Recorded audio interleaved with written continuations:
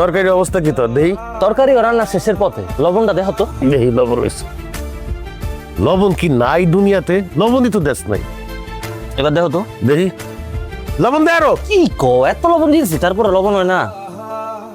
ভাই নাই তো, আরো দে। এবার দেখো।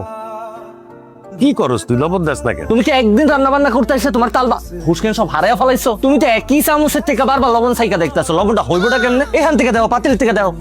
ও মা গো, ঠিক আছে। কি হইছে? এত লবণ দেয় মানুষ? কি কইতাছো? তুমি নিজেই তো আমার লবণ দিতে কইলা। লবণ দিছস তুই? তাহলে এখন কি করুম? পানি দে, বাইন্ডাল বাইন্ডাল।